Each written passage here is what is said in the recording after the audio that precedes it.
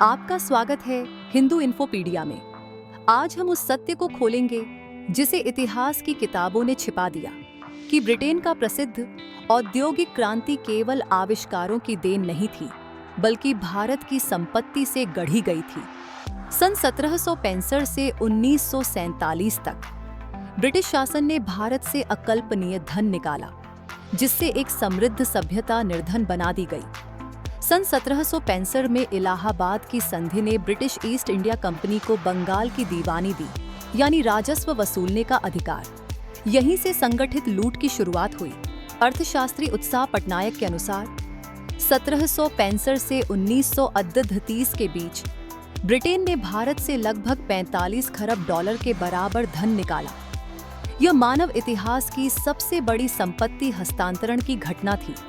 भारत का वैश्विक उत्पादन में हिस्सा 27% से घटकर मात्र 3% रह गया, जबकि ब्रिटेन विश्व का औद्योगिक केंद्र बन गया। बंगाल ब्रिटिश साम्राज्य की वित्तीय रीढ़ बन गया। हर वर्ष लगभग 3 लाख पाउंड का राजस्व ब्रिटेन भेजा जाता था। इसी धन से ब्रिटिश व्यापार, सेना और उद्योग फले फूले। कंपनी के अधिकारी, जिन्हें नवाब कहा जाता था, भारत में धन कमाकर इंग्लैंड लौटते और वही पूंजी फैक्ट्रियों, उद्योगों और संसद की सीटों में लगाते। हर विजय अगली विजय का खर्च उठाती थी। भारत के धन से ब्रिटिश शासन से पहले भारत वस्त्र, इस्पात, जहाज निर्माण और हस्तकला में विश्व अग्रणी था। औपनिवेशिक नीतियों ने इसे नष्ट कर दिया।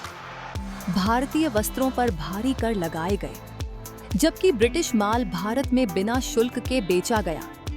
परिणाम, वर्ष 1900 तक भारत का वस्त्र उत्पादन 25% से घटकर 2% रह गया।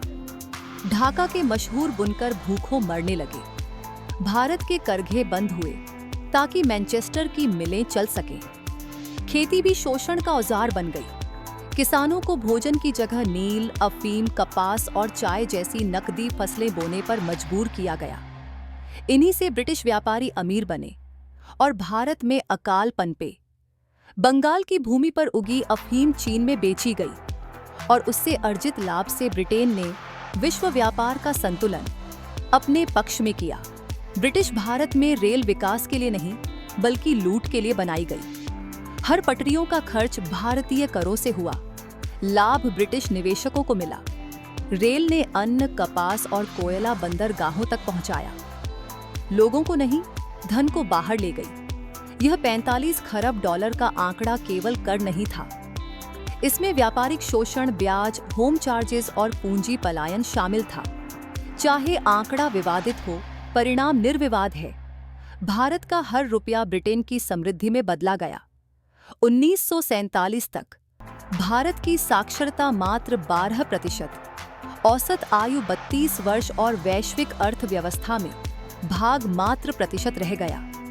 ब्रिटेन का औद्योगिक चमत्कार भारत की मेहनत, भूख और रक्त से बना था।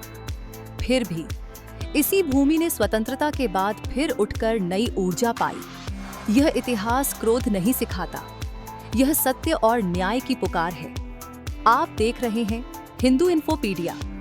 चैनल को पसंद करें, साझा करें और ब्लॉग पढ़ें hinduinfopedia.com पर।